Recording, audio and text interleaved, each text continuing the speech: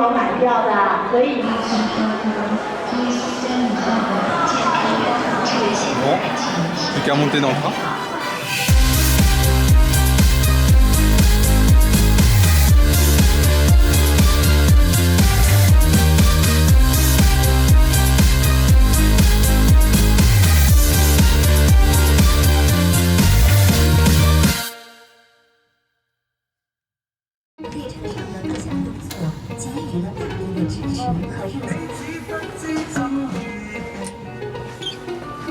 Quelques jours de vacances en poche pour le nouvel an, nous décidons de partir dans les montagnes au nord de Kunming.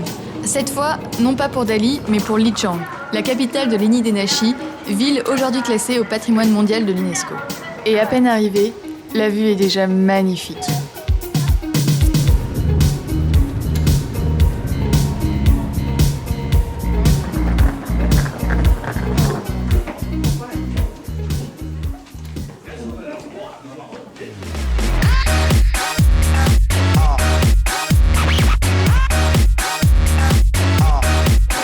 Donc nous voilà arrivés à Lijiang après une petite dizaine d'heures de train. Donc on est sorti, on a eu bien froid parce qu'on est quand même à 2400 mètres d'altitude. Bon alors pareil qu'à Dali, en fait il y a deux villes à Lijiang, la ville de Lijiang et la vieille ville qu'on appelle aussi Dayan. Donc la vieille ville de Lijiang est carrément classée au patrimoine mondial de l'UNESCO. Et c'est vrai qu'elle est magnifique, là ça fait 5 minutes qu'on la parcourt et elle est super jolie. Lijiang compte 1 million d'habitants, mais évidemment là c'est la vieille ville qui est beaucoup plus petite mais qui a beaucoup plus de charme évidemment. Alors évidemment, Lijiang c'est une ville super touristique qui est connue dans toute la Chine et sur toutes les enseignes de chaque commerce on retrouve une description du commerce en question en anglais. Alors ce qui est assez particulier à la province du Yunnan, c'est qu'on y trouve plus d'une trentaine de minorités ethniques, dont une des principales qu'on trouve ici à Lijiang, Lijiang qui est la capitale justement de cette minorité qu'on appelle les Naxi.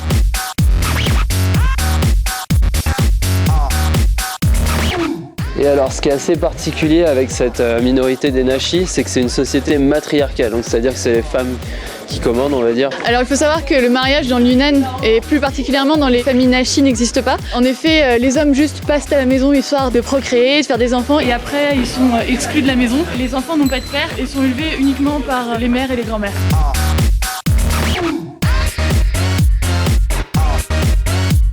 En Chine, on accroche des rubans rouges dans les arbres pour faire des vœux pour la nouvelle année.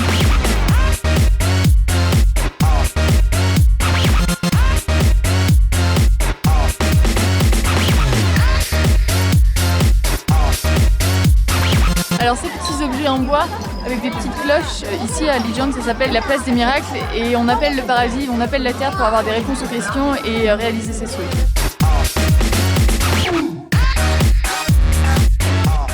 1260, 261. La pagode de Lijiang, plutôt nommée Wenbulu, ça vient de Wengu chez Naxi, ça veut dire au sommet de la colline. Bon, allons le voir. Donc depuis en bas de la pagode jusqu'à tout en haut, jusqu'au toit, il y a à peu près 90 marches. La vue est splendide et je vous laisse l'admirer.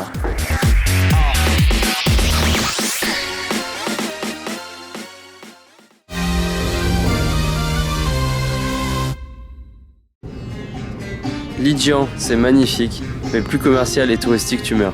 Du coup, on se dirige vers un village qu'on nous a dit plus authentique à quelques kilomètres de là, Baisha.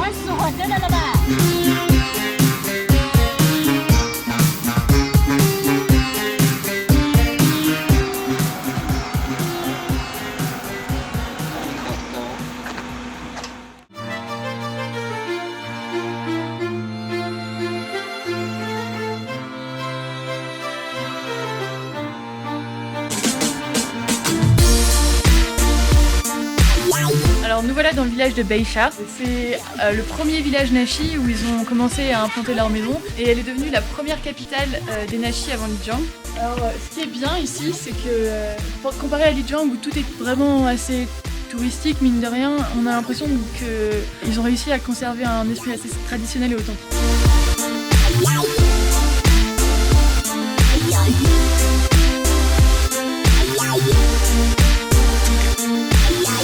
C'est au détour d'une des quelques rues du village que nous sommes tombés sur un drôle de spécimen. Dr Ho, un idéaliste de 91 ans, devenu connu et reconnu au-delà des frontières chinoises en prenant une médecine traditionnelle fondée sur la joie de vivre. Une médecine Amazonas par les plantes situées sur la montagne. Il était dans le New York Times Magazine, Boston Herald et l'Independent. Docteur O, très connu dans son secteur. 有些TF1 TF2 also yeah many times. How can I have good health? Very easy. One is be happy, happiness, smiley. Second is be careful your mouth. Chinese always says 闭着口子 no much alcohol, no cigarette, you don't eat so much. We have 100 old. I'm sure. Okay, still go to mountain, pick herbs. The heart is good. The skin is good. Eyes is good. Yeah, everything is good. Skin, clothes not so good, but no problem. Salut tout le monde, c'est Antoine. Alors, je suis désolé, vous l'avez attendu longtemps ce fameux épisode 6, mais malheureusement, je suis obligé de vous l'arrêter ici, puisque j'ai plus les vidéos pour monter la suite. Donc évidemment, je vais pas vous laisser comme ça sans explication. Premièrement, je vais vous expliquer pourquoi vous avez attendu cette vidéo 3 mois.